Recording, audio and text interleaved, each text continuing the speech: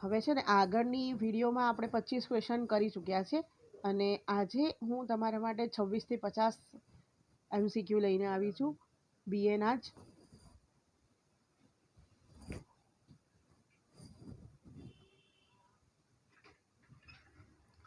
Okay,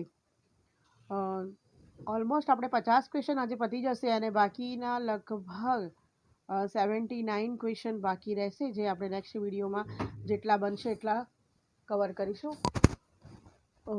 okay, જો તમને આ વિડીયો ગમી હોય તો પ્લીઝ લાઈક અને સબસ્ક્રાઈબ કરી દેજો અને તમારા જે મિત્રો છે તેમના સુધી પણ આ વિડીયો શેર કરી દેજો. Thank you very much. 20મો ક્વેશ્ચન, નીચેના પૈકી કોઈ એકનો માનવ સંસાધન સંચાલનમાં સમાવેશ થતો નથી. જવાબ આવશે સમારકામ અને જાળવણી. એના પછીનો ક્વેશ્ચન છે 27મો, તમે તમારા માણસોને સાચવો, તમારા માણસો બાકીનું તમારું બધું જ સાચવી લેશે. આ વિધાન કહ્યું હતું. કોણે કહ્યું હતું? તો પ્રોફેસર ઉર્વિકે કહ્યું હતું. 28મો ક્વેશ્ચન, આયોજનને કોની સાથે સંબંધ છે? હવે આયોજન આપણે ભવિષ્ય માટે બનાવીએ છીએ, હે ને, કે ભવિષ્યમાં શું કરવાનું છે, કેવી રીતે કરવાનું છે, કઈ પદ્ધતિથી ઉત્પાદન કરવાનું છે, માટે આયોજનને ભવિષ્ય સાથે સંબંધ છે. એના પછીનો ક્વેશ્ચન, નીચેનામાંથી શું સોંપી શકાય દાયિત્વ સોંપી શકાતું નથી? અંકુશનું કાર્ય કઈ સપાટીએ થાય છે? ભાઈ અંકુશનું કાર્ય દરેક સપાટીએ થાય ને તો જ કાર્ય સારી રીતે અને યોગ્ય સમયમાં આપણે કરી શકીએ. મૂળ માળખાના કેટલા પ્રકારો છે? મૂળ માળખાના 4 પ્રકારો છે. વિદેશ રોકાણ સંસ્થાએ તેની નોંધણી કોની સમક્ષ કરાવવી પડે છે? તો સેબી સમક્ષ કરાવવી પડે છે. ગ્રાહક સુરક્ષાનો કાયદો, અહીંયા થોડુંક પ્રિન્ટિંગ મિસ્ટેક છે, ગ્રાહક સુરક્ષ લખ્યું છે.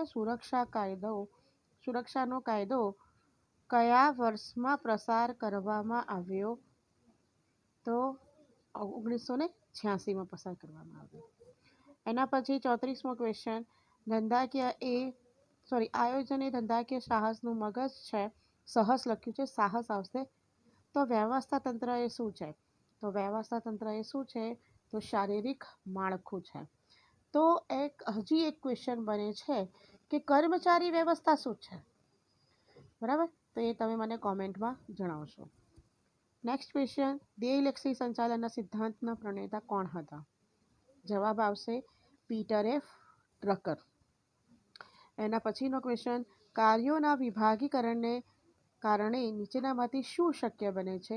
તો વિશિષ્ટીકરણ શક્ય બને છે, કારણ કે કાર્યોના વિભાગીકરણ દ્વારા આપણે કાર્ય વિશિષ્ટ વ્યક્તિને સોંપીએ છીએ, જેનાથી વિશિષ્ટીકરણ શક્ય બને છે. એના પછી રોકાણ અંગેના નિર્ણયો એટલે મૂડી બજેટિંગ. બરાબર. નેક્સ્ટ 38મો ક્વેશ્ચન, જામીનગીરીઓના ખરીદ વેચાણમાં કેટલા પ્રકારના ઓર્ડર હોય છે? તો 2 પ્રકારના ઓર્ડર હોય છે. એના પછી બજારીય સંચાલનમાં બજાર મિશ્ર એટલે શું? હવે આમાં 4P આવશે. આમાં આવી રીતે બી પૂછાય છે કે હવે આ બજાર મિશ્રવાળો ક્વેશ્ચન છે ને, એ એવી રીતે બી પૂછાય છે કે બજાર મિશ્રના તત્વો કયા કયા છે? બરાબર, તો એમાં 4 તત્વો છે: પેદાશ, કિંમત, અભિવૃદ્ધિ અને વિતરણ. નેક્સ્ટ ક્વેશ્ચન 40મો, જો કર્મચારીને તેમની કાર્યક્ષમતાનો યોગ્ય બદલો ન મળે તો શેમાં વધારો થાય છે? ભાઈ કર્મચારી છે, બરાબર, તેને વેતન યોગ્ય પ્રમાણમાં પ્રાપ્ત ન થાય તો નોર્મલ છે એ છોડીને બીજો જતો રહે. બરાબર, માટે મજૂર ફેરબદલીમાં વધારો થાય છે. અંકુશ પ્રક્રિયાનો પ્રથમ તબક્કો કયો છે? તો ધોરણોની સ્થાપના એ અંકુશ પ્રક્રિયાનો પ્રથમ તબક્કો છે. પ્રવૃત્તિની દ્રષ્ટિએ સંચાલન કેવી પ્રવૃત્તિ છે? સંચાલન સર્વવ્યાપી પ્રવૃત્તિ છે. આપણને દરેક ક્ષેત્રમાં સંચાલનની પ્રવૃત્તિ જોવા મળે છે. એ તમે જોઈ શકો છો, તો સંરક્ષણ ક્ષેત્ર હોય, ધાર્મિક હોય, શૈક્ષણિક સંસ્થા હોય કે પછી ધંધાકીય પ્રવૃત્તિ. નેક્સ્ટ, 3 સપાટીને બીજા કયા નામે ઓળખવામાં આવે છે? તો કાર્યકારી સપાટી તરીકે પણ ઓળખવામાં આવે છે. સંચાલનના સિદ્ધાંતો એટલે શું? સંચાલનના સિદ્ધાંતો એ અનુભવોનું નિચોડ છે, કારણ કે એમાં બધા જ સિદ્ધાંતો છે ને એ સિદ્ધાંતોમાં જે બી વાણિજ્ય શાસ્ત્રીઓએ છે એ પોતાના અનુભવો દર્શાવ્યા છે. આયોજનનું કાર્ય એટલે શું? આયોજનનું કાર્ય એટલે પસંદગીનું કાર્ય. નીચેનામાંથી કયા વ્યવસ્થા તંત્રમાં વિભાગ કરતા કાર્યને વધુ મહત્વ આપવામાં આવે છે? તો કાર્યાનુસાર વ્યવસ્થા તંત્રમાં વિભાગ કરતા કાર્યને વધુ મહત્વ આપવામાં આવે છે. બિન સંચાલકીય કર્મચારીઓની પસંદગીની પ્રક્રિયા કેવી છે? બિન સંચાલકીય કર્મચારીઓ છે ને એમની પસંદગીની પ્રક્રિયા ટૂંકી અને સરળ છે. ભરતી પછીનું બીજું કાર્ય કયું છે?